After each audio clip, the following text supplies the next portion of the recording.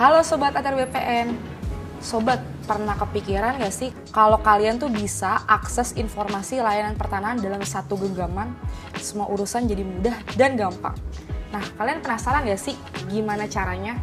Kali ini kita ada di podcast Kementerian ATR BPN bersama saya, Nanda, dan juga bersama Mas Imam.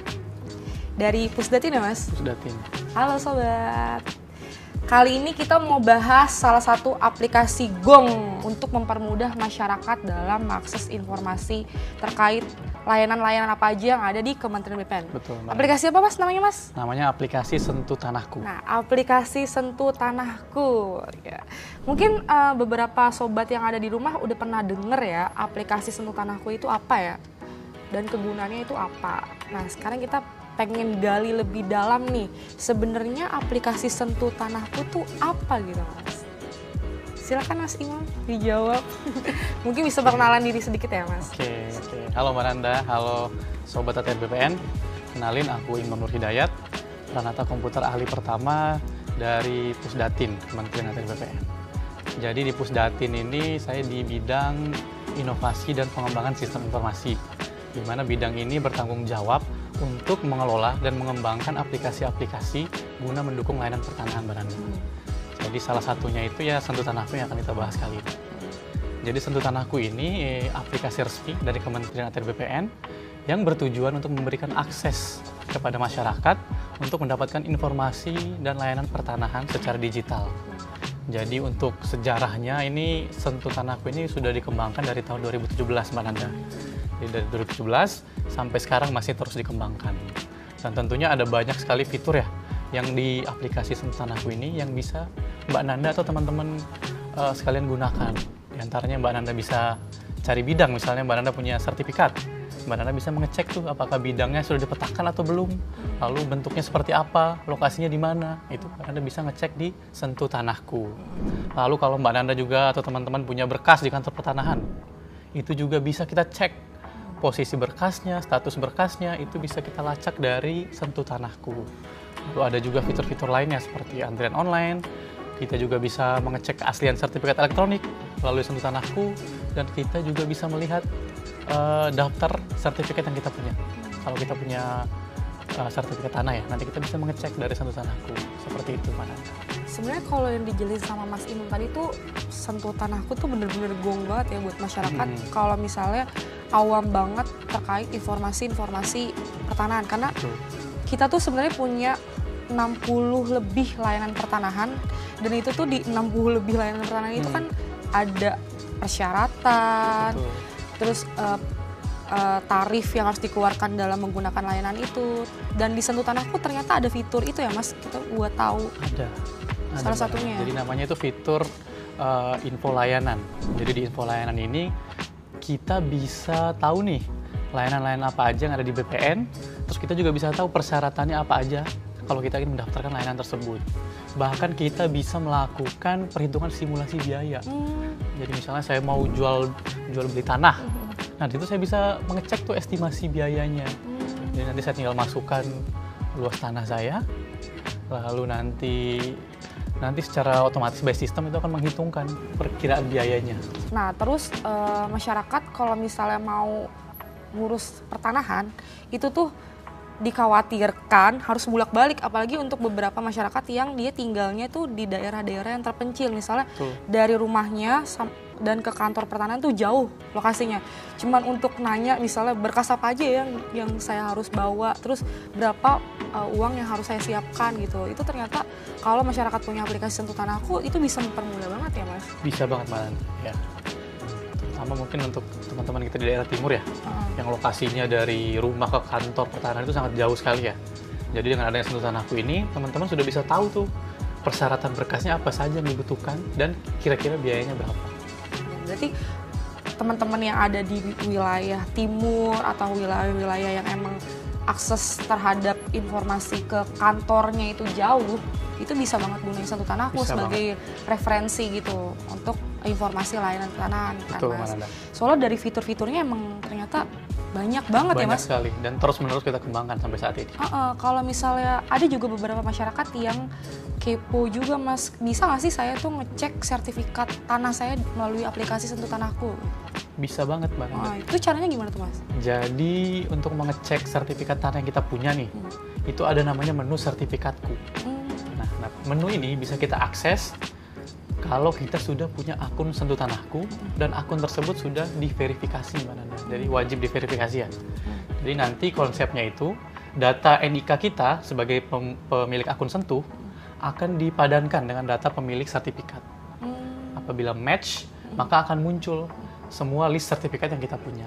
Jadi misalnya Mbak Nanda nih punya 5 sertifikat. Ya. Nanti 5-5-nya akan muncul di situ Mbak Nanda. Di menu sertifikatku Sentuh Tanahku.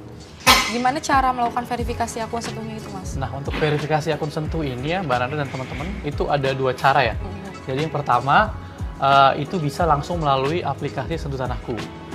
Nanti Mbak Nanda cukup foto KTP lalu mengisi data diri, serta nanti ada juga pengenalan wajah ya untuk memastikan KTP dan wajah yang melakukan verifikasi itu sama ya. Jangan sampai kayak orang lain ya. Betul, Pak. Jadi nanti kita akan melakukan pencocokan data dengan data dari Dukcapil. Ya, itu cara yang pertama seperti itu. Cara yang kedua bisa melalui Kioska. Yaitu Kioska ini mesin anjungan pencetakan sertifikat elektronik. Jadi selain untuk mencetak sertifikat elektronik, Kioska ini juga bisa digunakan untuk melakukan verifikasi akun Sentuh. Ya, jadi untuk Kioska ini kalau tidak salah sudah tersebar ke 104 lokasi ya, di seluruh Indonesia. Jadi bisa lewat itu juga untuk verifikasi akun. Di Sentuh Tanahku ada namanya menu swap plotting. Jadi nanti Mbak Nanda tinggal cari lokasi bidang tanahnya di petanya. Lalu nanti Mbak Nanda ini melakukan plotting manual. Oh bisa? Bisa. Masyarakat bisa melakukan plotting manual Bisa. ya? Caranya itu Mas? Nanti tinggal Mbak Nanda pilih dulu. Biasa pertama milih dulu nih, bidang tanahnya ini sudah bersertifikat atau belum. Kalau misalnya sudah bersertifikat, nanti Mbak Nanda upload menginput kelengkapan data sertifikatnya, nomornya, lalu nanti juga ada dokumen dan lain sebagainya. Nah, nanti setelah itu Mbak Nanda melakukan plotting. Plotting ini istilahnya menggambar bidangnya secara mandiri. Jadi nanti kalau bidangnya kotak ya ini Mbak Nanda gambarkan kotaknya sesuai dengan lokasi bidang tanah Mbak Nanda. Itu gunanya untuk apa tuh Mas? Itu gunanya agar data bidang tanah Mbak Nanda itu terpetakan di BPN. Kenapa nggak BPN aja melakukan swap plotting itu? Nah, kenapa harus masyarakat sendiri? Ini itu biasanya untuk sertifikat lama Mbak Nanda, misalnya tahun 80-an. Ketika itu kan belum ada kita ya, GWKP kalau sekarang ya. Ketika itu belum ada GWKP, jadi pemetaannya itu belum secara sistem, belum terpusat. Jadi ada beberapa sertifikat yang memang belum terpetakan. Jadi cara untuk memetakannya itu ya, pertama bisa Mbak Nanda datang ke kantor pertanahan, meminta untuk cek plotting. Nanti dari kantor pertanahan yang melakukan plotting.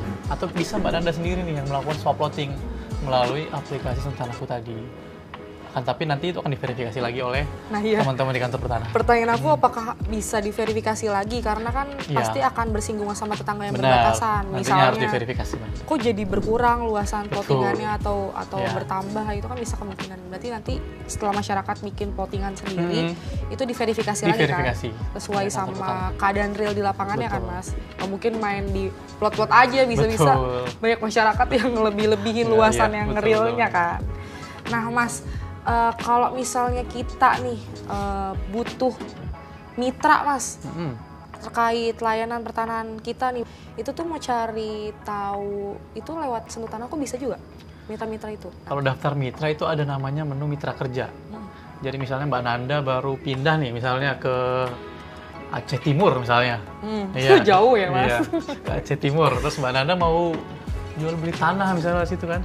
Mbak Nanda cari PPAT dong pasti kan? Iya, cari PPAT. Karena Mbak Nanda harus membuat akta jual belinya. Nah, itu ada namanya menu mitra kerja. Jadi nanti Mbak Nanda pilih saja lokasi Mbak Nanda, misalnya Aceh Timur, nanti akan muncul daftar PPAT di lokasi tersebut. Beserta info alamatnya, data dirinya, dan lain sebagainya. Jadi jelas ya, yang terdaftar dalam mitra kerja itu benar-benar rekanan yang emang sudah terverifikasi dari BPN ya. Apa aja sih Mas di mitra kerja itu? Di mitra kerja itu ada PPAT, surveyor, penilai tanah. Ya, ada 3 itu.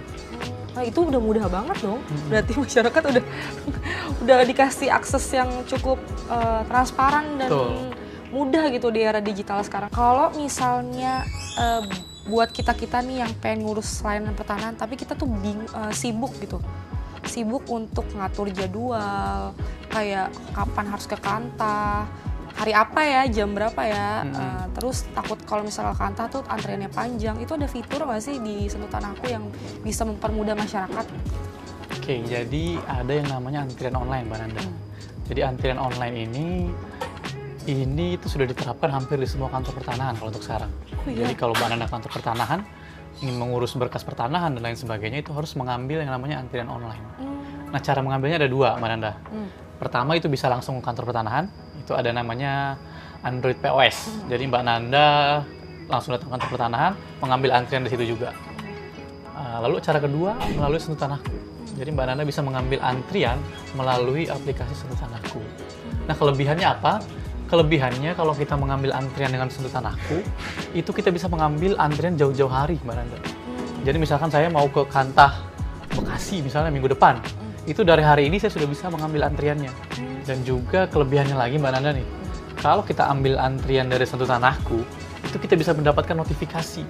Jadi misalnya Mbak Nanda antrian ke-10. Nah, nanti kalau antrian Mbak Nanda itu sudah dekat, mau dipanggil, nanti ada notifnya di HP. Oh, di aplikasi itu? Di aplikasi Sentuh Tanahku. Oh.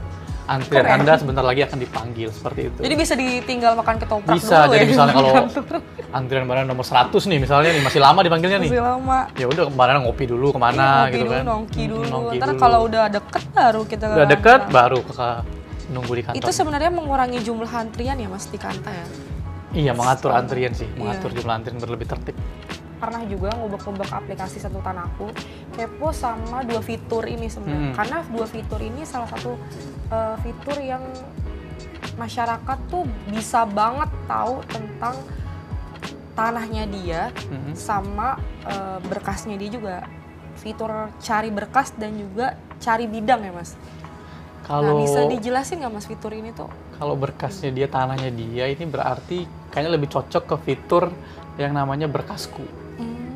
Jadi Beda berkasku sama cari bidang. berkasku dan cari berkas ini beda. Kalau cari bedanya berkasnya kita bisa nyari aja berkas Mbak Nanda juga saya bisa cari. Oh gitu? Iya, Bisa cari berkas orang? bisa. Kan kita cuma mengecek statusnya aja. Oh, ngecek status ya? Ah. Ada disclaimer ya? Iya, tapi kalau berkasku itu berkas yang sudah nge-link nih dengan KTP dari Mbak Nanda. Misalnya Mbak Nanda sebagai penjual tanah.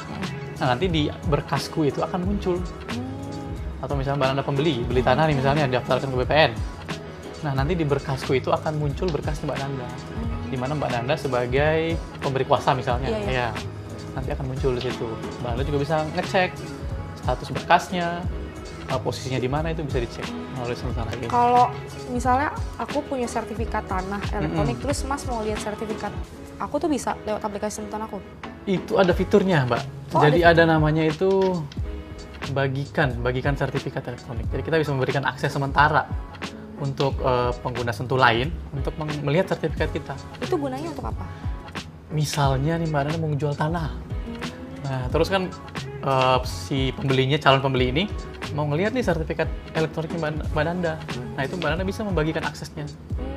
Nanti bisa dibatasi waktu. Jadi Oh, ada misalnya batasnya. ya Mbak Nanda pengen ngasih akses sehari aja, ya udah bisa. Nanti dia si calon pembeli tadi bisa melihat di menu sertifikatku akan muncul sertifikat yang Mbak Nanda bagikan tadi. Tapi keamanannya terjamin tuh Mas? Keamanannya terjamin, Mbak Nanda. Karena itu kan sertifikat sudah kita watermark ya, tidak bisa di screenshot juga kalau dari situ. Oh tuh. Jadi cuma bisa diakses melalui Sentuh Tanahku. Di watermark ya guys, jadi itu nggak bisa di screenshot dan jadi kita menghindari manipulasi secara Betul. digital juga sebenarnya. Betul, Mbak Nanda. Sebenarnya itu sih yang dikhawatirkan sama masyarakat, karena kalau dari tadi dengerin penjelasannya dari Mas Imam nih, Sentuh Tanahku tuh ibaratnya kayak brankas digitalnya ya Betul. dari dokumen-dokumen pertanahan yang kita punya. Mas, di Sentuh Tanahku juga aku lihat nih ada fitur kantor pertanahan. Itu tuh apa sih Mas? Itu fitur kantor pertanahan itu untuk memberikan kita ini, Mbak ya, list-list Kanta apa aja sih yang ada di BPN ini, terus alamatnya di mana. Oh gitu ya, Terus, jadi kita bahas ya. Iya, terus Kanta kita juga banyak banget. terus juga alamatnya di mana, terus apakah kantor pertanahan ini sudah menjalankan seperti sertifikat elektronik, antrian online. Itu ada infonya di situ. Iya, apakah Kanta ini sudah ada anjungan penyatakan Kioska sertifikatnya itu. secara mandiri, kioska, dan juga apakah dia sudah peralihan elektronik. Jadi bisa dilihat di situ. Kalau misalnya berkas kita masih sertifikat analog yang hijau, itu bisa juga dicek di Sentuh Tanahku. Di sertifikatku tuh muncul juga, Pak. Jadi muncul bukan juga. hanya sertifikat elektronik ya yang muncul. Iya. Akan tetapi sertifikat analog juga akan muncul di situ. Jadi semua sertifikat yang Mbak Nanda punya akan muncul di menu sertifikatku. Di Sentuh Tanahku itu kita bisa mengecek keaslian sertifikat elektronik. Jadi misalkan Mbak Nanda mau beli tanah, sertifikat sudah elektronik. Nah, pastikan si penjualnya itu ngasih cetakan biasanya, Mbak ya.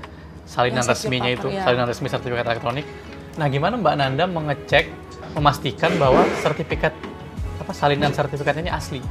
Nah, itu Mbak Nanda bisa menggunakan yang namanya scan di Sentuh Tanahku. Jadi, Scan barcode ya, scan gitu. barcode. Nanti di halaman kedua cetakan itu biasanya ada QR code tuh, Mbak. Iya, iya. Nah, nanti Mbak Nanda scan aja dengan menu scan yang ada di Sentuh Tanahku. Apabila muncul file elektroniknya di Sentuh Tanahku, maka bisa dipastikan sertifikatnya itu asli dan terdaftar di BPN. Nah Mas, kepo deh Mas.